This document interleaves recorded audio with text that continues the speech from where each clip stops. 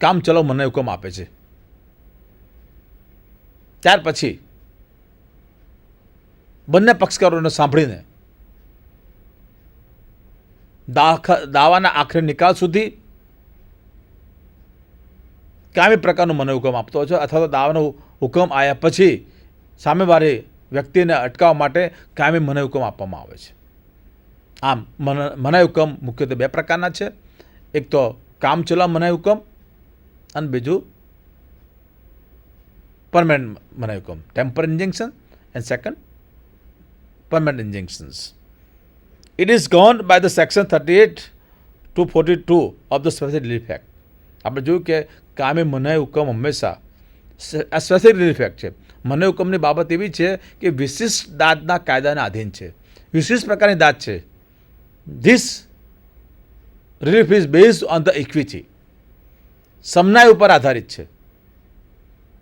અને એટલા જ માટે સ્પેસિફિક રિલીફ એક્ટ એ વિશિષ્ટ દાદનો જે કાયદો છે, વિશિષ્ટ પ્રકારની દાદ હોવાથી એ પરમેનન્ટ ઇન્જેક્શનની ચર્ચા વિગતે સેક્શન 38થી 42માં કરવામાં આવેલી છે.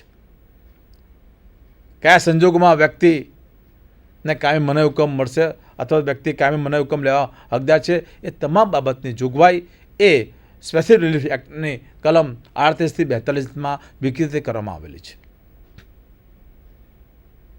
કારણ કે કાયમી મનાઈ હુકમ આપતી વખતે અદાલત પણ આ વિશિષ્ટ દાદા કાયદાના જે પ્રોવિઝન છે, જે પ્રબંધો છે, એને પણ ધ્યાનમાં લે છે. તો વિદ્યાર્થી મિત્રો, તમારા મનમાં એ પ્રશ્ન ઉત્પન્ન જરૂર થાય કે અદાલત વ્યક્તિને કામચલાઉ મનાઈ હુકમ ક્યારે આપશે, કયા ગ્રાઉન્ડ્સને ધ્યાનમાં રાખશે? તો એની પણ સિવિલ પ્રોસિજર કોડમાં જોગવાઈ કરવામાં આવેલી છે કે temporary injection may be granted by the court in the following cases. નીચેના સંજોગોમાં અદાલત કામચલાઉ મનાઈ હુકમ આપી શકે છે. જેમાં number 1, where any property in dispute in a suit in the danger of being wasted, damaged or alienated by any party to the suits, or wrongfully sold in the execution of a decree. સ્થાર મિલકતના તકરારી પક્ષકારો હોય તો એક પક્ષના વિપરીત અસર થાય એ રીતે બીજી વ્યક્તિ મિલકતનો નિકાલ કરે અથવા નિકાલ કરવાનો પ્રયત્ન કરે, અથવા તો હુકમનામું મેળવ્યું હોય તો હુકમનામું લેણદાર હોય એની વિરુદ્ધમાં જઈને દેણદાર એ પ્રોપર્ટી વેચી નાખે, તો આવા સંજોગોમાં અદાલત તાત્કાલિક એને મનાઈ હુકમ આપશે. Number 2, where the defendant threaten or intend to remove or dispose of his property with a view to defrauding his creditor. અમુક સમય એવું થાય છે કે લેણદારને છેતરવા માટે, કોઈ વ્યક્તિનું લેણું દુબાડવા માટે દેવાદાર એ પ્રોપર્ટીનો નિકાલ કરવા માંગતી હોય છે, અથવા તો જામીનગીરીમાં જે પ્રોપર્ટી લીધી હોય એને વેચી નાખવાનો પ્રયત્ન કરતી હોય છે. તો આવું અટકાવવા માટે અદાલતના અધિકાર છે અને તાત્કાલિક એ ટેમ્પરરી ઇન્જેક્શન આપશે. Number 3, where the defendant threaten to dispose the plaintiff or otherwise cause injury to the plaintiff in relation to any property in dispute in the suits. જ્યારે કોઈ પણ દાવામાં પક્ષકારો હોય ત્યારે પ્રતિવાદી મિલકતને વેચી નાખવાનો અથવા તો એનો ગેરકાયદેસર નિકાલ કરવાનો પ્રયત્નની ધમકી આપે તો આવા સંજોગોમાં પણ અદાલત એને ટેમ્પરરી ઇન્જેક્શન આપશે. And last, where the court is of the opinion that the interest of justice so required. આ બધા એના ગ્રાઉન્ડ છે. અદાલતને એવું લાગે કે ન્યાયને માટે દાવાદોની બહુતા થતી અટકાવવા માટે મનાઈ હુકમ આપવો જરૂરી છે, તો આવા દરેક કેસોમાં અદાલત સામાન્ય રીતે કામચલાઉ મનાઈ હુકમ આપે છે. તો વિદ્યાર્થી મિત્રો, આપને એ પ્રશ્ન ઉત્પન્ન થાય કે કામચલાઉ મનાઈ હુકમ આપવા માટે અદાલત સામાન્ય કયા પ્રિન્સિપલ્સ ધ્યાનમાં લે છે, કયા નિયમોને ધ્યાનમાં લે છે, કઈ બાબતોને ધ્યાનમાં લે છે, એ પણ બહુ અગત્યનું છે. કારણ કે દરેક વ્યક્તિને અદાલત આ મનાઈ હુકમ આપતી નથી, અથવા દરેક વ્યક્તિ અદાલત સમક્ષ મનાઈ હુકમ મેળવવામાં હકદાર નથી. કારણ કે મનાઈ હુકમ એ બંને પક્ષોને અસર કરતી હોય છે. એટલે જ અદાલત આ કામ ચલો મને હુકમ આપતી વખતે અથવા તો મને હુકમ આપતી વખતે ઘણા પ્રિકોશન્સ લેતી હોય છે અથવા તો અદાલત સમક્ષ અમુક પ્રિન્સિપલ્સ સાબિત કરવા પડે છે. જે વ્યક્તિ અદાલત સમક્ષ કામ ચલો હુકમની માગણી કરે અથવા કામ ચલો મને હુકમ મેળવવા માંગતી હોય છે તેણે અદાલત સમક્ષ 3 બાબતો સામે એને પુરવાર કરવી પડે. એક છે પ્રાઇમા ફેસિયે કેસ. અદાલત સમક્ષ જે પક્ષકાર મને હુકમ લેવામાં જાય છે તો એ મને હુકમ મેળવવા માટે એણે સૌ પ્રથમ એનો પોતાનો પ્રથમ દસ્તે કેસ સાબિત કરવો પડે. અદાલતને સેટિસ્ફેક્શન આપવું પડે કે અદાલત સમક્ષ જેણે પોતે જે કેસ રજૂ કર્યો છે એ પ્રથમ દૃષ્ટિએ ખૂબ જ સારો છે.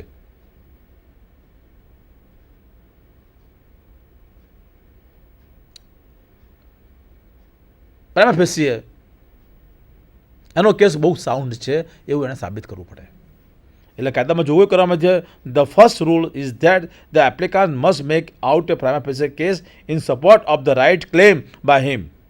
The court must be satisfied that there is a bona fide dispute raised by the applicant.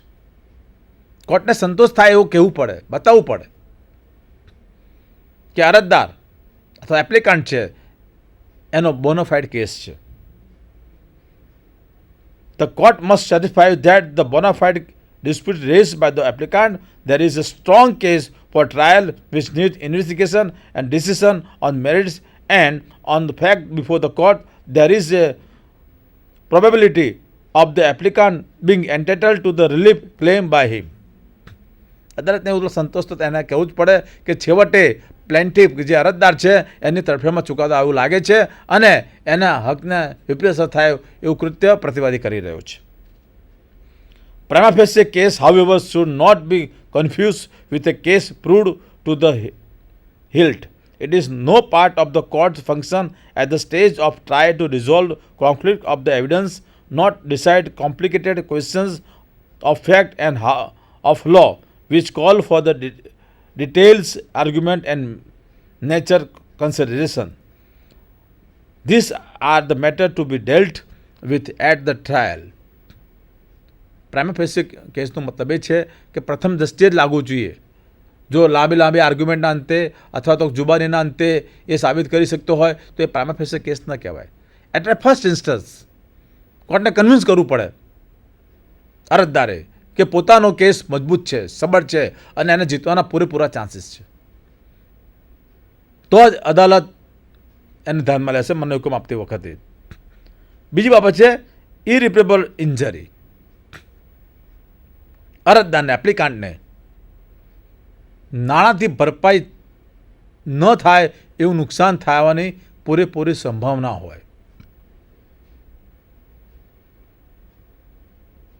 એટલે જ સિવિલ પ્રોસિજર કોડમાં એ જોગવાઈ કરવામાં આવેલી છે the existence of the prima facie case along does not entitle the applicant for a temporary injunction.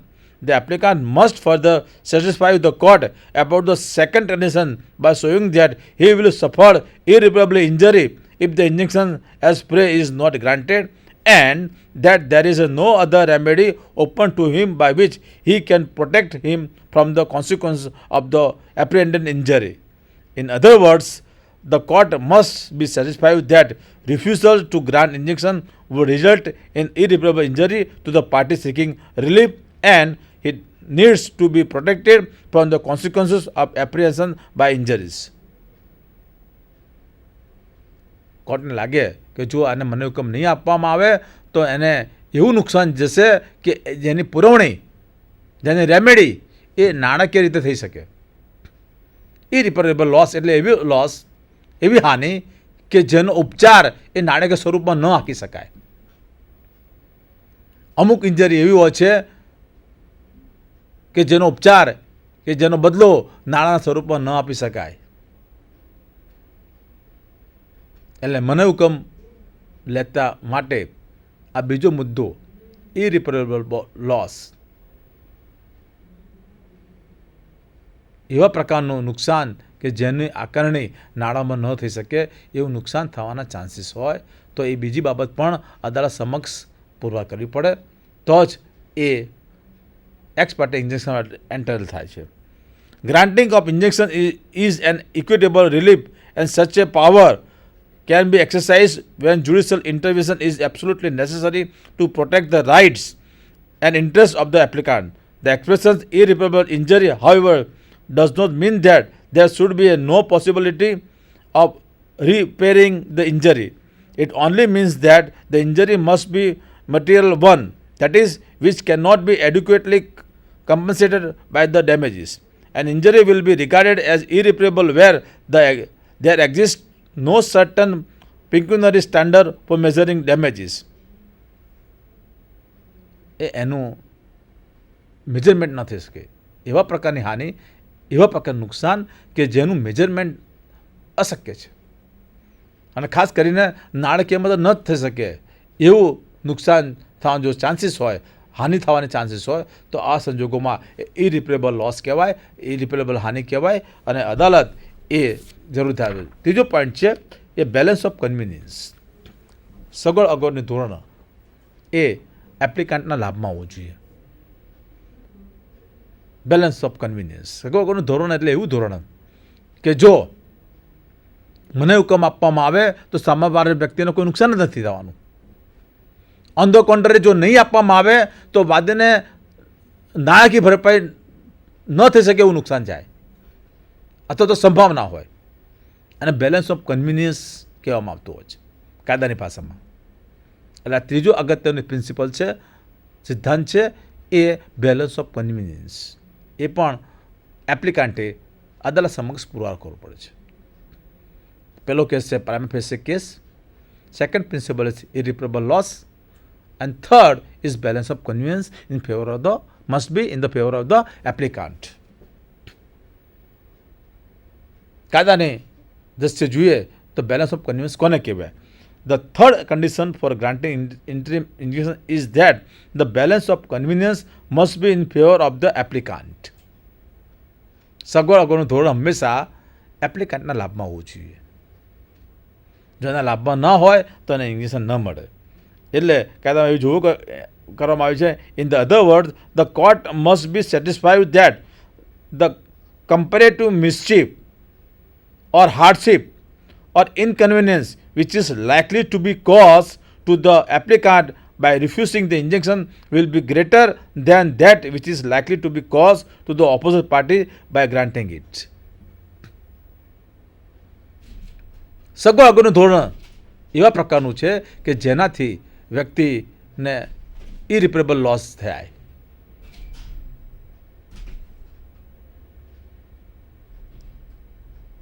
અને આવા સંજોગોમાં કાયદામાં એવી જોગવાઈ કરવામાં આવેલી છે કે જે આજે ત્રણ પ્રિન્સિપાલો છે, ત્રણ આવશ્યક તત્વો છે કામ ચલાવ મને હુકમ મેળવવા માટેના. પ્રાઇમા ફેસિસ કેસ, પ્રથમ દ્રષ્ટિએ કેસ હોવો જોઈએ. બીજું ઇરિપેરેબલ લોસ વાદીને થયો હોય, એપ્લિકાન્ટને થયો હોવો જોઈએ. અને ત્રીજું છે balance of convenience it must be favour of the applicant. આ ત્રણેય તત્વોમાંથી જો એક પણ તત્વ ના હોય, એક પણ પ્રિન્સિપાલ સાબિત ન કરી શકે તો અદાલત refuse to grant the temporary injunction. આ ત્રણ બાબતો એક સાથે હોવી જોઈએ એવું કાયદામાં નિયમ કરવામાં આવેલો છે. અને આ ત્રણેય બાબતો જો એપ્લિકાન્ટ અથવા તો વાદી કે પક્ષકાર પુરવાર થાય તો અદાલતને બીજો વિકલ્પ જ નથી, એ મને હુકમ આપશે અને આપશે અને આપશે જ. જો કે કાયદામાં એવી જોગવાઈ કરવામાં આવે છે, it is the discretionary power of the courts. કામ ચલો મને હુકમ આપો કે ન આપો એ કોર્ટની વિવેક બુદ્ધિના આધારિત પણ ઘણી વખત હોતું હોય છે. The power to grant injunction is extraordinary in nature and it can be exercised cautiously and with circumspectness. A party is not entitled to this relief as a matter of right. Of course, grant of injunction is within the discretions of the court and such discretion must be exercised in favor of the plaintiff only if the court is satisfied that unless the defendant is restrained by an order of the injunction, irreparable loss or damage will be caused to the plaintiff. The court grants such relief ex debito justice, that is to meet the end of justice. આ સંજોગોમાં બીજો કોઈ વિકલ્પ જ નથી અને court એવા સંજોગોમાં વાદીને અથવા તો એપ્લિકાન્ટને મનાઈ હુકમ આપશે. આમ વિદ્યાર્થી મિત્રો, આપણે ટૂંકમાં જોઈએ તો કામચલાઉ મનાઈ હુકમ આપવા માટેના જે સિદ્ધાંતો છે એ ઘણા અગત્યના છે અને આ જે સિદ્ધાંતો છે એમાં દાવાના પક્ષો વચ્ચે તકરાર ખરેખર સાચી છે કે નહીં તે બાબતે કોર્ટને ખાતરી થવી જોઈએ. કોર્ટનો ડિસ્કશન પાવર ક્યારે ઉપયોગ કરી શકે કે કોર્ટને ખાતરી થવી જોઈએ કે દાવાના પક્ષો વચ્ચે જે તકરાર છે તે ખરેખર સાચી છે. અરજદારે પ્રથમ દસ્તે પોતાનો કેસ પુરવાર કરવો જોઈએ. 3, કોર્ટને એમ ખાતરી થવી જોઈએ કે કેસમાં ગંભીર બાબત સમાયેલી છે અને તે અંગે તાત્કાલિક દાદ આપવાની આવશ્યકતા છે. અને 4, કામચલાઉ મનાઈ હુકમ આપવાનું પરિણામે સામા પક્ષને જે નુકસાન થવાની શક્યતા હોય તે બાબત પણ અદાલતે લક્ષમાં લેવી જોઈએ. આમ સિવિલ પ્રોસિજર કોડમાં જે ઓર્ડર 39 નિયમ 1 અને 2માં કામચલાઉ મનાઈ હુકમ આપવાના જે પ્રબંધો કરવામાં આવેલા છે એને પણ અદાલત ધ્યાનમાં લે છે અને એમાં મુખ્યત્વે જે પ્રબંધો છે એમાં એવું કહેવામાં આવ્યું છે કે પ્રતિવાદી વિરુદ્ધ કામચલાઉ મનાઈ હુકમ કોર્ટ ફરવામાં આવે તો તેણે દાવાને ચુકાદો આવે ત્યાં સુધી અથવા કોર્ટના બીજા હુકમ સુધી કાર્ય કરતા અટકાવવાનું હોય છે. ટેમ્પરરી ઇન્જેક્શનનો મતલબ એ છે કે કોર્ટના આખરી નિકાલ સુધી અથવા તો કોર્ટ કેસના નિકાલ સુધી એને અટકાવવામાં આવતો છે.